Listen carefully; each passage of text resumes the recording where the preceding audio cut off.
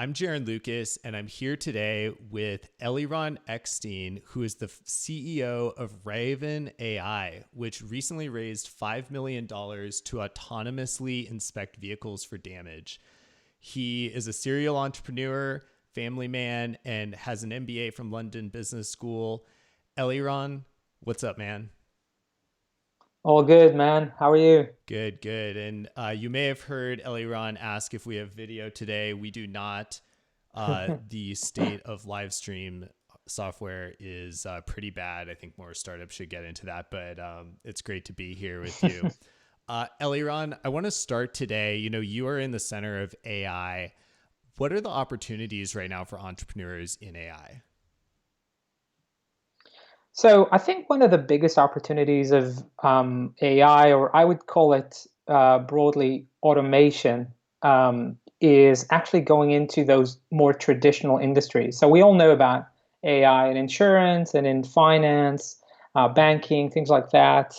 And recently, we see a lot more startups going into areas like agriculture, oil and gas, manufacturing, and in our case, a pretty traditional industry, a really pen and paper one, which is vehicle inspection. So if you think about processes that have been taking place for dozens of years, sometimes more than that, these are repetitive tasks that people do, and there's no reason why machines couldn't automate and help enhance the human activity.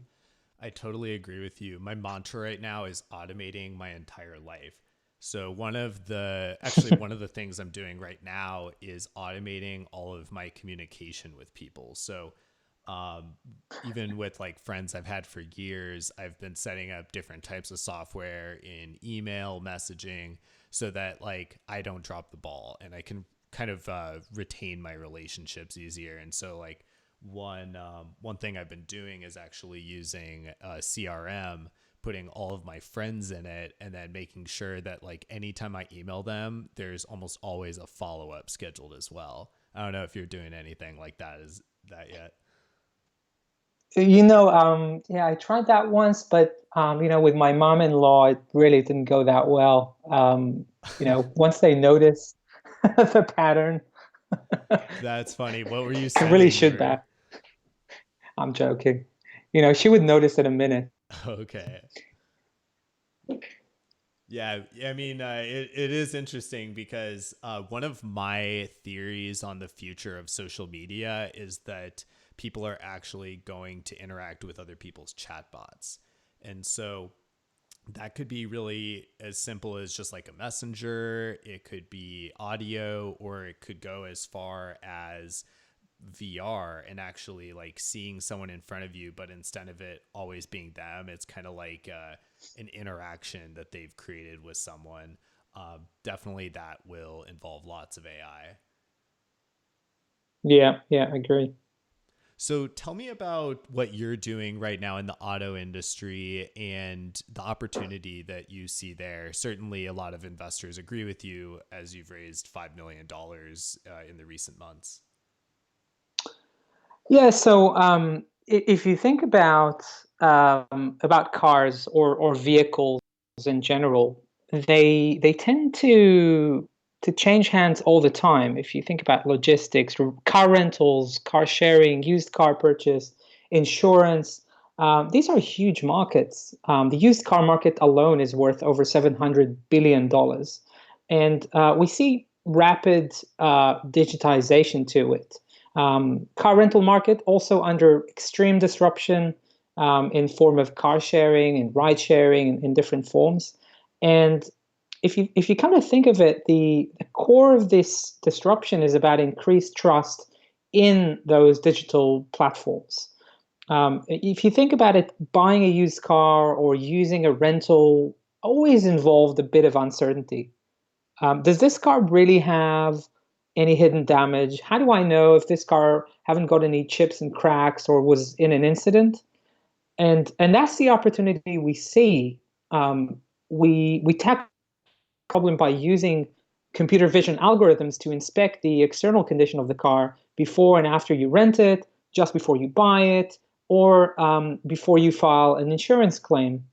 And that is a big gap we see out there in the market, because most of these inspections today are done by people with pen and paper. Wow, yeah. And when people are inspecting a car, what exactly is your software going to analyze that are common problems that people run into?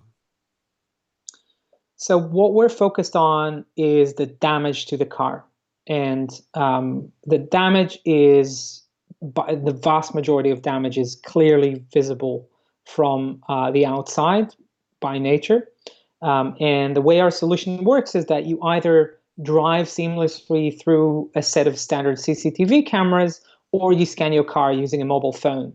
In both cases, what we create is a 360-degree view of the car and report any visible or hidden damage, allowing you as a customer, but also the car rental company or the dealer, or anyone that owns the car, to make the transaction more quickly.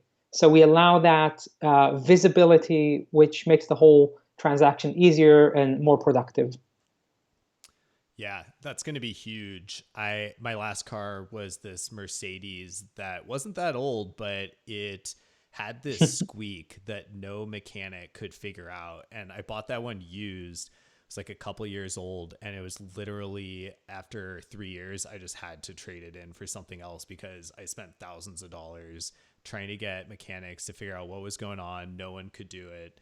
And so I think that had I had a tool like this where I was able to inspect it even on my own phone, it might have saved me a lot of trouble and a lot of money. Yeah, yeah. So you have clearly been through quite the capital raising process recently. Tell me a little bit about that. What are some of the questions that you found investors are asking you right now, and what's kind of the current state of the venture capital market? I think there is still good money out there looking for good opportunities. It's true that maybe the level of liquidity we've seen in the last 5 years is gradually slowing down a bit, but there is still, for the good ideas and the good teams out there, there is enough venture funding to go around. And I'm going to say things that are obvious, but then of course, it applies differently to every type of idea. The average investor is looking primarily for a very strong team. And when we say strong team, I'm also looking at people when I recruit them. It's not necessarily just about experience. People can have the best resume, and people can spend a lot of time, furnishing their resume with good logos and nice titles. But investors and startups are looking for people who basically know what they're doing. You can, by interviewing a person, by spending time with them, you understand that they have dealt with significant challenges growing a business. And I think if you are an entrepreneur, and you're aspiring to get some funding, I'd strongly advise you, obviously to get some real life experience working with and through challenges you've never dealt with before. So it's not just going up a ladder of a good corporate, but it's also dealing with things you've never done before, and you need to be able to demonstrate that to the investor. Mm-hmm. Definitely. I think one of the questions I would imagine they're asking a lot about is trying to figure out your ability to actually sell your product. Mhm. What are some of the ways that you conveyed that to them? Because I think that for any entrepreneur out there is probably one of the most important things that they have to do in raising capital. So the best way is to demo. I would create a short mock-up, and we're assuming a fairly early stage raise here. The later stage have very different criteria. At an early stage, it's about creating a demo of your product, bringing it to life, and describing it as the user would, and as from a user's perspective. That would be the most powerful thing to do. Definitely. I like that idea of leading them through a demo as well, because that's ultimately what you'll be doing when you're pitching customers. And so if they see that you are able to convey the message in a compelling way in that scenario, it'll give them a lot of confidence, for sure. So let's now talk about team building. I think this is something that a lot of entrepreneurs struggle with. Really, any sort of delegation outside of themselves. What are some of the methods that you use in order to find the right people and figure out what you're going to delegate and when? That's a great question. As a rule, I would say that I'd always aspire to hire people that are better than me. And that, it sounds funny, but you have a choice when you hire people, at least theoretically.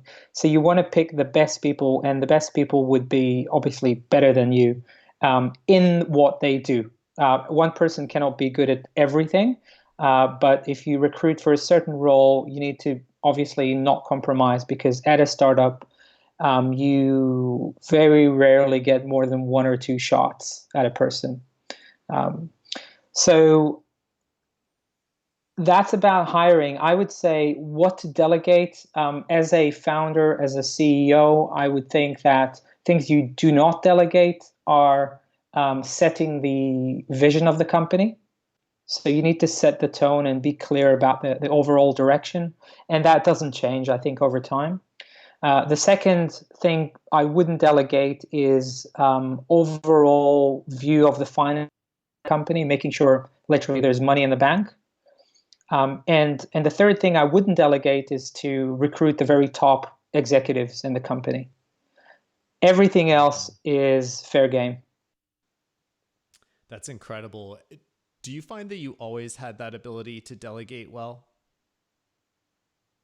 No, obviously, it's something you build over time, and you always fight with that instinct of yours that you really want to do things yourself.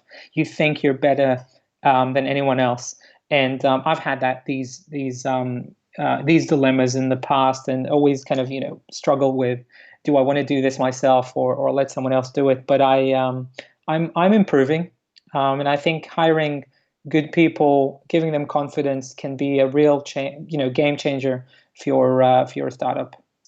Man, I think that's really well said. Confidence is one of the most underrated parts of it, what it takes to be a great entrepreneur. Because what I find is that the second that you start communicating confidence, and let's be honest, like sometimes in a leadership role, like are we don't know what's going to happen. We're concerned, whatever. I mean, you might be freaking out, but one of the most important things is that you don't communicate that to the rest of your team, because once you start to create that kind of cycle of negativity within the mindset of those around you, it spreads through the company like a virus and it destroys it from within. And so what I think is so important is actually to find, when you're hiring that team, those people around you, to find people who are going to carry you up.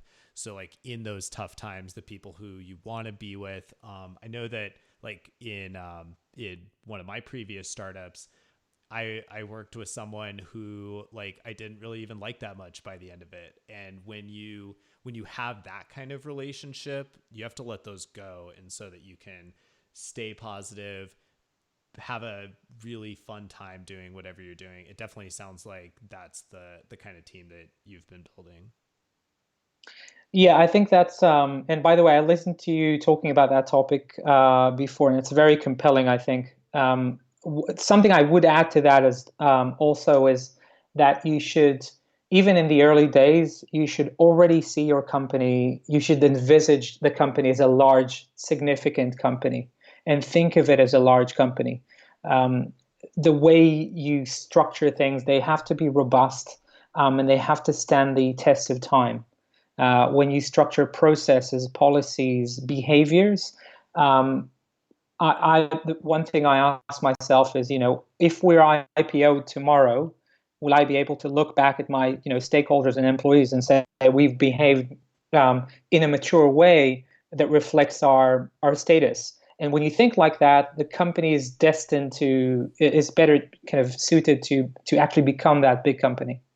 Totally agree. There are a couple of things there. One, I've actually always looked at it from more of a private equity standpoint because my former life was in investment banking and private equity. And I tell entrepreneurs the exact same thing. It's act like you're going to sell your company someday. And so, you want to be looking at it from the standpoint of, okay, what do I look like 2 to 4 years from now when someone's going through literally all of my file systems, and what are they going to see? How does the company look at that point, and how does the rest of it look like? Are you just a front? Because it's surprising how many startups are that way. And frankly, some sell. Like, I had a friend who sold an ad tech for millions of dollars, and he had the lucky problem of I think he acquired Google stock with it, and it was Mhm. basically like he started working for another job for a while, and it was just like his entire year's salary is what he was gaining or losing on a daily basis. So it was a pretty good exit. But what he told me behind the scenes is that uh like it was an ad tech company, but it was mostly human labor doing all the work behind the scenes. And that became a problem later on when you think about how a lot of deals are structured with kind of like an upfront lump sum and then a payout structure later. If you're not organized, that starts to creep into any sort of clawback provisions that might be there. So I totally agree. And then one other thing there is companies have to have a strong foundation, and I think that that's what you were really getting at before. Is so many early entrepreneurs, they're like going here and then there and here and there, and that kind of agility actually is a benefit up to a point. But when you're actually telling your employees every day, one day you're saying, okay, go do this, another day go do that, go do this, go do that, and that's always changing, and they don't have that kind of stable process, they end up not getting any work done. And so building that kind of foundation, like you were saying, is probably the most important thing that ADD entrepreneurs can keep in mind when they're building their company. I totally agree, and I think there's one more example. You talked about building the right foundations and processes. A lot of companies actually do have good technology. They develop good algorithms, but when they get acquired, the following day, the acquirer realizes that behind the algorithm was a crumbling infrastructure that was built just for just a few years, and then they design the whole infrastructure around the algorithms and try to bring something back from that acquisition. This is probably the wrong way to do it for the long run, because I mean, it's a bet. If you're going to sell your company in 2 years and you know for sure that it's going to happen, then maybe you can do that. But if you're not sure and you want to build a company that will last, I would strongly advise people to think about infrastructure, especially if they're going to sell to large B2B customers. In our case, we're selling to some of the largest companies in the world, like Avis, and these companies tend to have very strict security and data privacy requirements, and the solution has to be robust, running 24/7, and all that good stuff. So building the infrastructure, although it's not popular in early stage startups, can really help you, sustain the company over time, in case you're not selling it after 2 years. Absolutely. And on that note, since you're working with such gigantic companies, what are some of the strategies that you find to be effective for actually breaking through those walls? Yeah, awesome question. I think the key, I would call it multi-level engagements.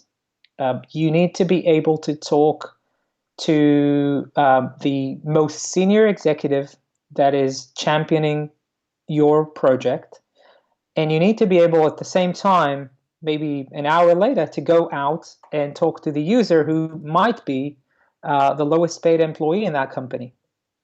and you need both of them to buy in, sometimes to a slightly different proposition. So I find that startups that succeed in that environment are able to convey the message simply across the company and build support across the different levels. And what about that initial outreach? Like, are those hires you make people who already have those connections? Do you send cold emails? What's the strategy that you find works today?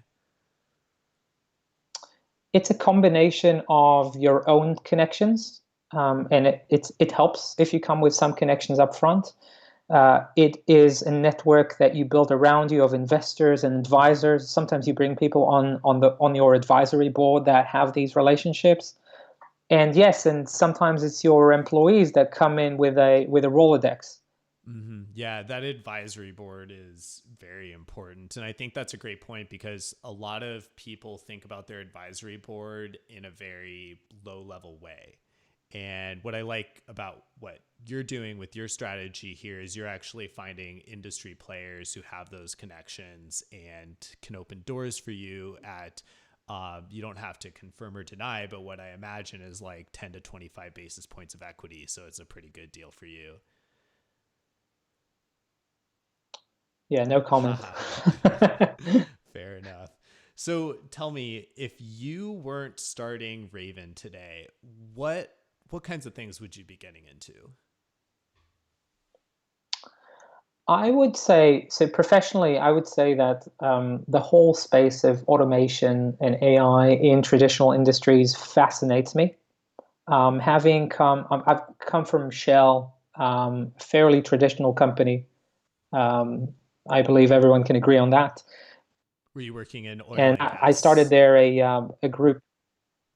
Yes. So I basically started a digital venturing group that tries to leverage all these assets that Shell has, which people think immediately about drilling rigs and things like that, but it's also about 50,000 gas stations around the world that serve millions of drivers on a daily basis.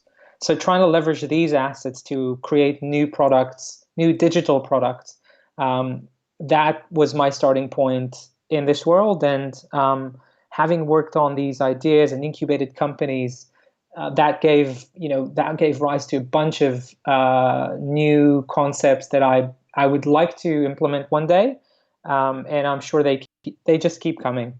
So it could be in energy, it could be in other industries, but the whole interaction between the old world and very fundamental industries, as well as and the interaction between that and new technology is fascinating. Yeah. I don't know if you know this about me, but I actually come from an oil and gas background too. I started out at JP Morgan, oil and gas investment banking, and my current thought is that the oil and gas industry is fucked. They have 20 years left and a combination of regulation and all these electric cars. Now, electric cars work off the power grid. So, I mean, that's mostly coal, Mm. which is a whole other story. But as the transition moves away, oil is going to get pinched. Yeah, I mean, I'm not, can't speak on behalf of Shell in that case, but I do know that Shell, BP, all the other folks have been increasingly investing in new energies, so the renewables and also electric mobility. That was part of our scope in Shell. So there is pretty significant attempt to find new business models. So there is some sort of agreement with your analysis there. If not, maybe not on the timeline.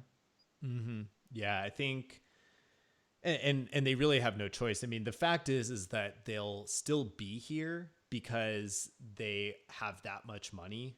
Um, the revenue of the oil industry is 10 times that of the banking industry.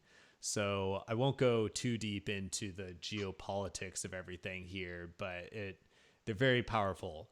And what I would hope to see is that they actually continue to transition over the next 20 years. And what I think people underestimate is the political change that's happening right now in the U.S. Of course, I kind of speak for myself here, but in the US, there are kind of underpinnings of something that is happening. And what people think, they tend to project out 20, 30, 40, 50 years, and they think about it as if it's a linear projection. But it's kind of like what we've seen in the US with originally gay marriage. It was just literally overnight that was legalized and normal. Like 3 days later, it was like even people in the South were like, okay. And then most recently, we're seeing this with so many other areas in US culture. At some point, pretty much overnight, the tide is going to turn. Oil companies are probably going to be outlawed. I think this probably happens in line with more coastal cities starting to have issues, which is actually an interesting use case for Raven's product, because water damage is certainly a growing issue in different cities across the United States.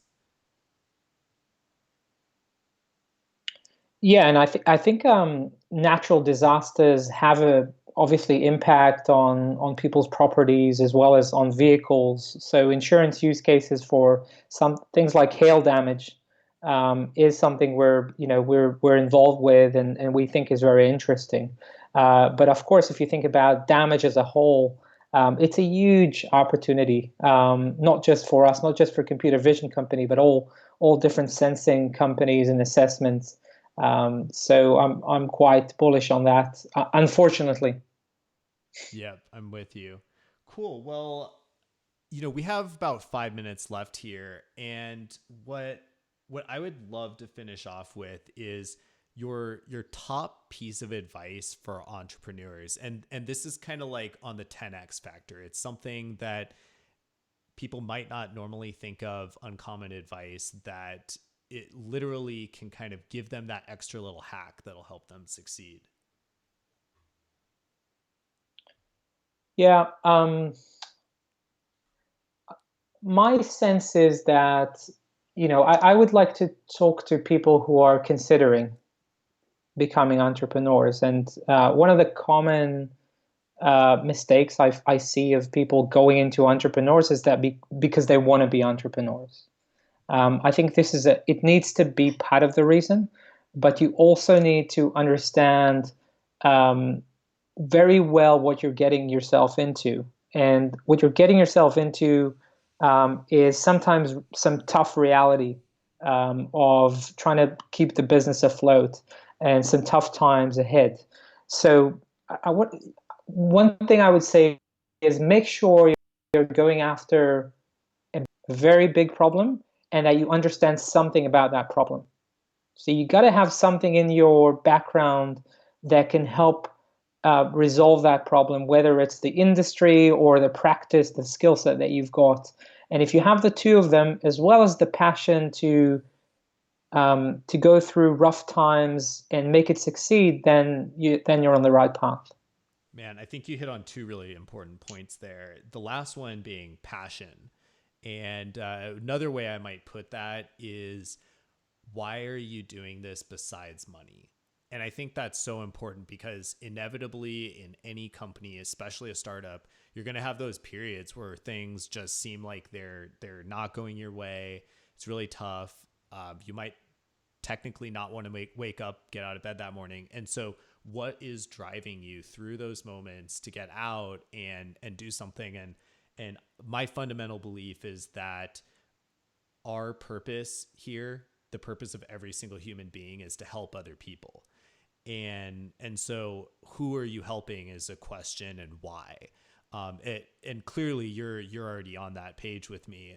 But I see so many startup entrepreneurs get that wrong. And frankly, most people in their career, most people, especially the ones who have kind of stayed with big corporations, which there's nothing wrong with that at all. But the people who stay with corporations because it's easy and it gives them just the right amount of money. I see this in finance a lot, which I was lucky to fall out of. But when I was in investment banking, they always just pay you just enough to keep you there, never to keep you happy. There's always someone making so much more than you, and you're looking at that, but just enough to keep you there. And so when you're diving into a startup, the real question, and really just anyone in their career, the question to be asking yourself is, why are you doing what you're doing? Who are you helping? And then the second thing there that you were kind of touching on is, you know, how are you actually thinking about your startup in general, and is it a problem that are you doing something because you think it sounds cool? I see this a lot in blockchain, which I've been in for many years, since 2012. I'm actually not really focused on it anymore, but I still have companies who come to me occasionally, and the number one problem throughout the entire industry is the fact that people are trying to fit a solution into a problem. See it every effing time. It's actually pretty frustrating that people aren't thinking beyond this. And so the key to success in entrepreneurship is to find a problem that someone has and solve it for them. And so I think that to the extent that startup founders can think in that mentality, just start looking at things like, what are problems I can have? Then ask yourself if you would pay to solve it. And if the answer is yes, then here's the pro tip: pretend like you are someone else. Like, pretend like you don't know you, pretend like someone just came to you and they offered this. Would you pay them? And what you'll find is, like, 70% of the time that you would have said yes to yourself, you'll still say no to that other person. So I think that's one thing that you can find out a lot about on my website is visualization. And I think that practice is very helpful for people who are trying to find product market fit, because it's all about putting yourself in someone else's shoes and helping them. I agree with that, and I think you, before even diving in and putting your own resources into something like that, you want to do research about the market size. Make sure you're comfortable with the magnitude of the problem you're solving, um, and and then also ask yourself the other question, which is, am I relevant? Is my skill set relevant in any way to solving this problem? That, and I'm not, there isn't a 100% rule about this, and you may be relevant and you won't succeed, and you may not be relevant and you will still succeed. But in most cases, I've seen the entrepreneurs that understand something about the industry or the solution itself that they're going into have much better chances. Yeah. Now I feel like we've covered every quadrant of ikigai, which is the Japanese philosophy of